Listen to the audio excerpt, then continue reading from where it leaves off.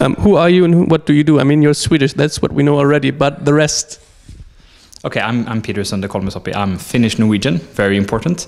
So I'm not Swedish at all. I'm the founder of Flattr. I'm Linus Olsson. I'm also founder of Flattr.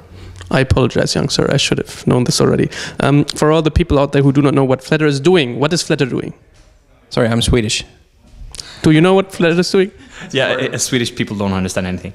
So Flattr is a micropayment system. It's very social compared to all different payment systems there are, and it's more of it's a different way of looking at value in information.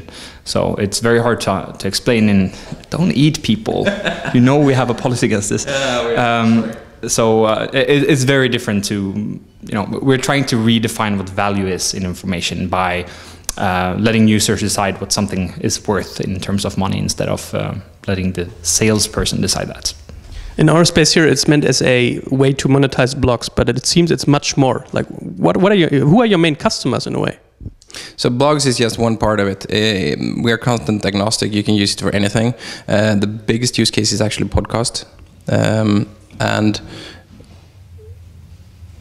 anything basically is possible to use it for. It's somebody said it's a like button with money on top. And I think that's a pretty good analogy. And the only way to do it is to have a monthly fixed budget, and then you click Flattr buttons. They work basically like a Facebook like button. You click the button, and the click will be one part of your monthly contribution. So at the end of the month, we divide the monthly budget between all your clicks, and they are divided to the creators.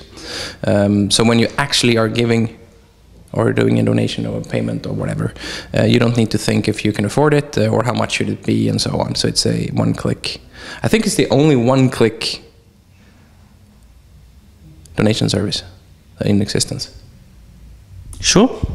No, absolutely not sure about that, but let's claim it is. It's the only working version at least. So it's actually you click once and then the money is transferred. So did he fart? No. Okay. Yeah. To be honest, I felt like some kind of capitalist asshole when I asked you guys, why would user do this? Like, and you said, hey, why is there charity? What is the motivation still for users doing it, like the paying guys? Yeah. So when we started, we thought that it would be hard to get people to give money. And we realized it's actually hard to make it possible for people to receive the money. It's very easy to get people on board to give money. And the reason is that people understand that what they're doing is that they're prepaying for the next information they want to get. So let's say you have your favorite blog and you flatter them because you received something you really liked, and you give them money or time or quality or like some sort of indication that you liked it so much you want more of it. So people are prepaying for that person to do more of the same. So it's a good way of deciding what type of content you want to be created. What is the average amount of money people tend to donate per month? Like €5, 10, 50? Do you have stats on that, Linus? It's 350. Okay. Or it was, at least. It's going up when people are using it more, and the numbers are rising each month. You were pretty much hyped. Like, what were your milestones right now? Where are you in a position for like revenues, people, success, happiness? Well, happiness is always very high. That has nothing to do with anything besides being stupid. But I think that the milestone we just hit is kind of like we have 1 million clicks, so that's actually 1 million transactions of money, stuff like that. But mostly it is that we've been developing the whole system for a very long time, and now we feel that we are okay with selling it to people, that we can actually go out and say this is a good product, we can, you can trust it, everything works as it should be, and so on, which we haven't really been comfortable with before. So we have very high standards. It's a Nordic thing. Let's not say Swedish. No, it's a Nordic thing. Been to Finland? I'm just kidding. Have you ever been to Finland? Yes, once for an hour. So I also have to tell you that Finland used to be invaded by Sweden. So Swedish people think that they are part of Finland, but they're not. Yeah. I need to tell you that we invaded Finland. Yes. Yeah. And also Norway. Yeah, that too. And we got rid of you, and you have no money. Yeah, and then we took Denmark. And no one wants Denmark. No, so that's true. Yeah. Okay. So we can go on forever with this, but yeah, we kind of have a product that works. We have a very robust API that had been started to be used in cases where we didn't really think of use cases, and that's how we want to do it. We want to create a product that's possible to do something great on top of. It's called. So basically, Flattr has always been, I don't like the term content agnostic because I don't like the word content. So maybe content atheists, we don't believe in content, we believe in information. But the idea is that we just want to create the platform and someone else can fill it up. So we didn't know that podcast would be such a big thing for Flattr. So, and apparently this is one of the biggest things for Flattr is right now, or at least for the producers of podcasts, is to make money from Flattr. And they're super happy with it, and we had no clue. And there's also people doing like cross-stitching and different things that actually are using Flattr to, show other people that what they're doing is quality and so on. So it's very different from what we thought would happen, and that's exactly what we want to see more of. Do you need a bank license, kind of that, for doing the stuff you do? By the way. Yes and no. So there is an exception in the e-money license that allows you to work as an agent. So we have built the product so it actually fits that exception. Normally you need an e-money license to handle other people's money, but due to how the system is built, you can't withdraw money that you have put into the system and so on. So we actually managed to navigate around that. How does it come, by the way, that so many cool companies come from the Nordic, not the Swedish, but the Nordic countries, such as Spotify, Klarna, you guys? Like, is there a certain attractive ecosystem? There is something called weather.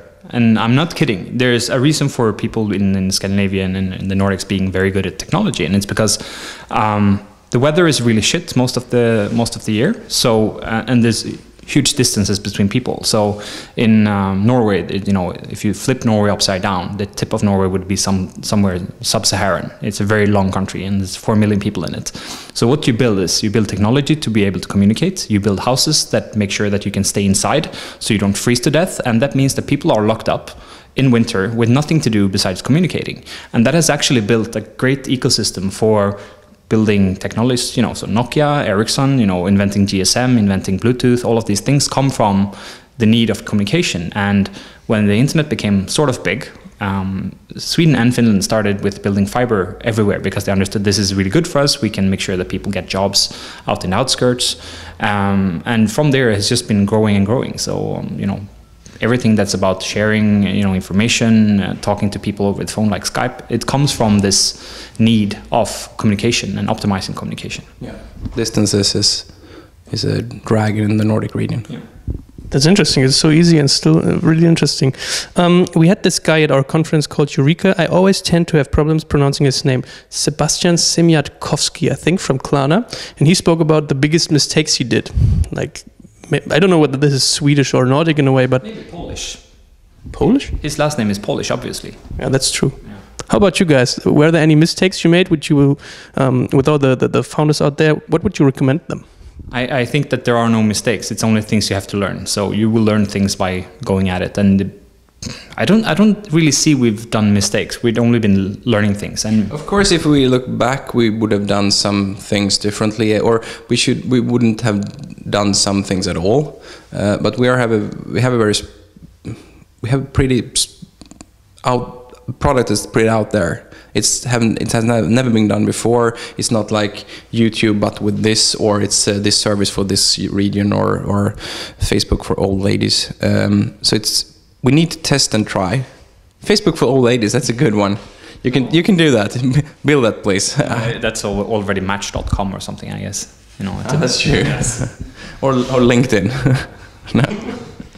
No, but we have to try because we have no clue. If we would have said, okay, let's do this only for blogs, because that's kind of a logical thought in the beginning, we would not have got any podcasts. And podcasts being our biggest markets is like, okay, that would have been lost.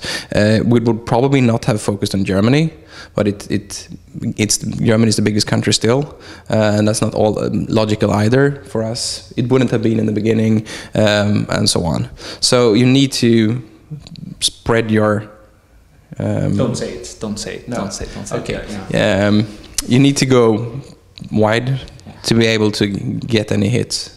And that's not, I think it's a very, very big difference. Most startups tries to do something that's already exists, but better or in another way. And then it's easier to see the mistakes. I actually think the only mistake you can do is not trying to do, weird things. So if you're scared of doing mistakes, that's the biggest mistake you can do. That sounds so cheesy, but it's actually very true as well. Was it a mistake to invade Sweden? Finland. Yeah, Finland. I mean, yeah. Yeah, of course. I screwed it. You should never invade anyone, or any country, or anything. Well, no. I've actually invaded a country once. Yeah, actually, I invaded the country twice. I succeeded every time. There lives no people there, but still, I invaded it and I was successful. I do not agree. I do not regret it. I think that's historic. Yes, No. Are you guys married, by the way? Not with each other, but in general? Nope. No. But when we go to IKEA, because we actually go to IKEA to shop things, people think that we are married because we're fighting. Oh, which green color is more correct? Yeah. That carpet or this carpet. I don't know about Sweden and Finland and Norwegia. How would you call the country by the Norwegia in English? Norway. No. Germania? Or where were we? No. Germs? Germs. Yeah, we're in Germs right now. Yeah. What do you speak here? It's Germanic. Germanic, yeah. Actually, we speak Germanic. Germanic, yeah, that's true. Yeah. So, yeah. Sorry. Thank you. The interview is over right now. Yeah. Thanks for watching. No, but because in Germany, we tend to say if someone looks really, really nice and sympathetic, that your mother-in-law would love you. And you guys seem to be such persons that your mother-in-law would love you. Really nice.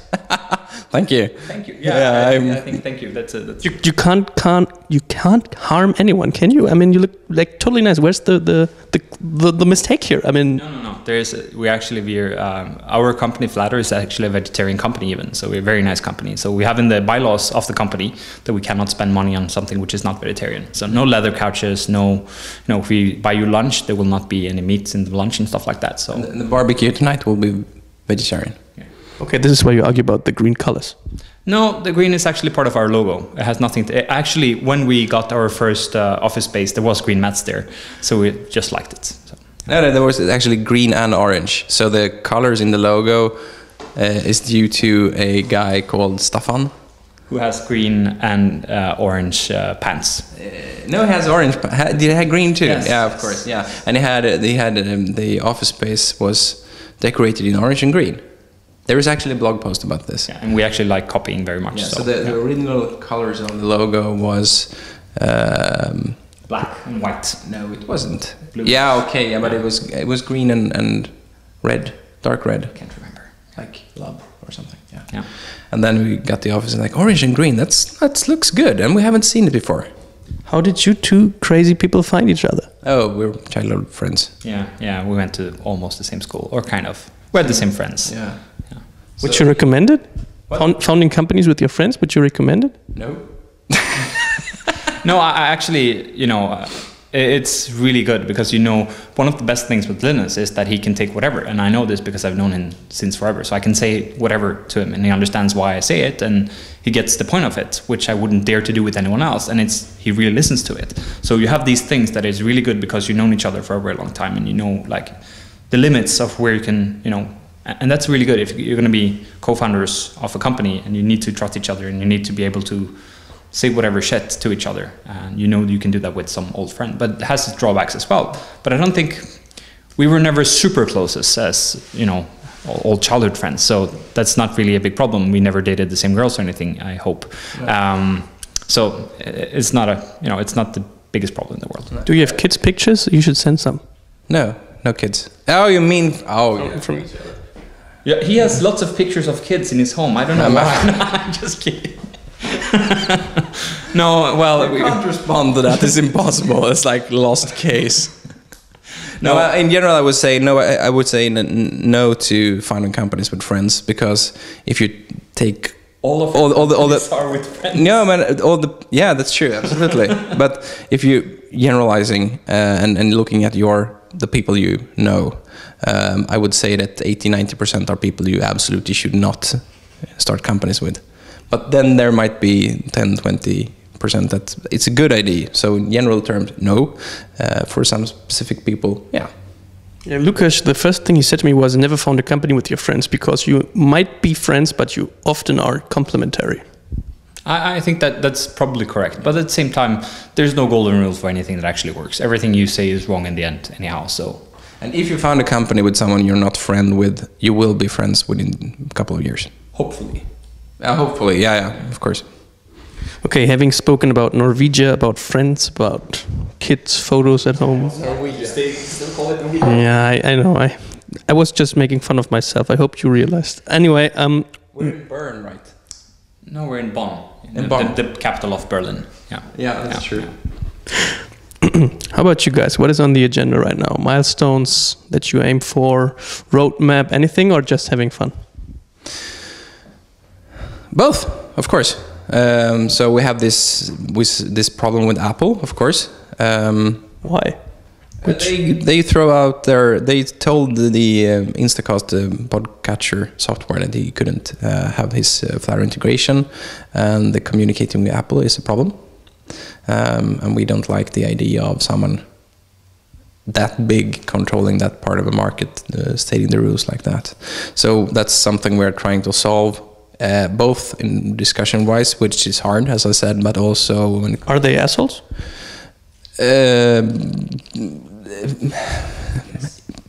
General, yeah. If you make that much money, you kind of need to be an asshole. But that doesn't mean you don't do good products.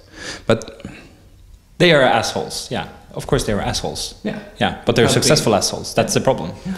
And they do good products. Yeah, and that's also a problem. I hate Apple, but I still have one of their computers because it's so good. Yeah. And that makes me ashamed of myself. It's like I'm raping myself or something. I think it's they are so successful that so they don't need to be these bastards. Yeah, it wouldn't cost them a lot to be nice. No. But you know. Yeah. So that's one of the things, and that's also one of the the thing that we want to take this fight is because we love the use case. If you didn't know, Instacast had an integration with Flattr, meaning that you can auto Flattr all the podcasts that you're listening to, and we think that's a very good use case when you hook in your normal activity to a Flattr. So by just listening to the podcast, you will actually give some money to it, and that's kind of like how Spotify works, but not really, but how people think it works, and a voluntary payment system that is content agnostic can be used on multiple platforms and hooks into normal behavior. So listening to music, listening to podcasts, like favoriting images on a photo site, maybe, those kind of things is I think it's a very good way forward, because you can't. It has to be as easy as possible, and demanding people to do one more action could be one more action, one they want to. Yeah, exactly. Yeah. Even if it's just one click, it's still a click. Yeah. By the way, isn't doing payment, isn't it a pain in the ass? Payments is a pain in the ass, yeah, absolutely. It's horrible. The payment industry is crazy. I would say it's the one thing that holds back the internet development most. Yeah, and I'm very politically active, and I see that because of the regulation of money, there's a lot of political issues that happens because of it, that everyone is kind of part of. So one of the big clients we have at Flattr is, of course, WikiLeaks. And even though you like or you don't like WikiLeaks, they should still be able to get money because they're not convicted of anything, stuff like that. So you have these democratic rights. But we see that payment companies, they decide basically whatever they want. They do their own moral judgment on who can and who can't receive money. And they've stopped different companies from being, Visa and MasterCard set to different credit card clearance houses that you can't be a customer of ours if you have WikiLeaks as a customer. So you have this big problem that payment companies there are very few of them. They are very monopolistic. They really like being very few companies. You have a lot of regulation needed to be able to come to that level that you can actually do payments and make money from it.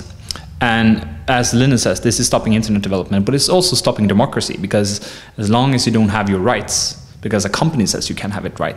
That's a bigger problem than just development for new startups. And in the end, it will affect both startups and smaller companies as well as people that really need democratic rights. Sounds like a familiar problem, doesn't it? Sounds like a very familiar problem, and that's why, one of the reasons why we're doing Flattr is we want to do everything right. So we are very, everyone who is legal can use Flattr. As long as it's legal, you can use it. We don't put any moral judgment. That's the only moral judgment we do, is that we cannot decide over other people's morals, and that's the way it should be. Yeah, absolutely.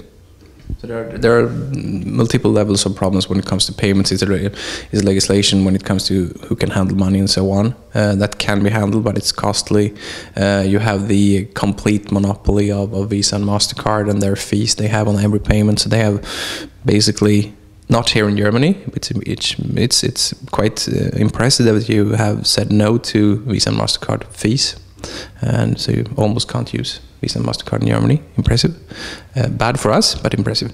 But they have kind of put a tax of 1.5% on all purchases in the world. And they put it in their own pocket. And on top of that, the system is so unsecure that they need to put another percentage or two on top of it just to handle fraud, which is also crazy. And then you get the banks into the picture because the money needs to go somewhere, and then you need merchant accounts. And the companies that handle money it's kind of impossible to talk to them. There are a few companies that are trying to do it the internet way, with simple sign-ups and a few questions and very transparent fee structures and so on. But they are very few. They mostly exist in the US, and in the end, it still sucks. So there's really need to happen things there. But as credit cards is a complete monopoly, it's very hard to do anything that's not on top of credit cards, because everybody has a credit card. There is like Dwala in the US, but then you need a US bank account. It's only dollars, and you can only have a US company. So that rules out the rest of the world. There's a company in the UK who does almost the same thing. It only works in the UK. You have this specific German Sofort und Lastschrift and this that works very well only in Germany. And that's... Do you like his German? Was it a good German accent? Yeah. It was interesting, at least. It's very interesting when he speaks German. Yeah. Oh, yeah. How about you pronouncing Lastschrift? I'm not going to do it here because I'm gonna make myself laugh, so I'm not going to do it. I could listen to you guys for hours, but obviously the tape is running out. So let's say you actually use tape. That was a joke, but do we use tape? We use tape, right? You're finding an excuse to stop talking to us, but that's fine. That's fine. I just wanted to be on record that you don't want to talk to us anymore. I think we need to now. To be honest, we really use tape on this camera, which is slightly embarrassing, but it's HD at least. So, to be fair. Anyway, let's say let's meet again next year, and until then, what will you do? We're gonna have a party tonight, and which you didn't want to come to, apparently. I want to. I didn't read the email. Yeah, so I agree. You shouldn't read email. That's also a good thing. But yeah, so we have a party tonight, and then we're gonna see what happens after that. That's we focus on the party tonight. That's it. Okay, getting drunk and then having fun. No, I don't even drink alcohol. So, but you're Nordic and you don't drink? Yeah, because I have to be the exception. So many people in Norway and Finland, they drink, so I have to be the exception that don't drink. I tend to say being the one chocolate between all the milk, like in the supermarket. That's nice. Any final words, young sir? No. You? That's a good final word. No, yeah. Then a big thank you to you guys. It was fun, a pleasure. And as I said, please come back next year. Will you? Yeah, of course. We love Berlin. We go here all the time. So yeah, we'll love to come. Will you open an office here? We decided not to because, we like being in Malmö. Malmö is, the third biggest city in Sweden. It's really small. It's close to Copenhagen, so it's the best airport in the world. We have everything very close. Good people, nice food. I think all the ships tend to go to Malmö, right, from Germany?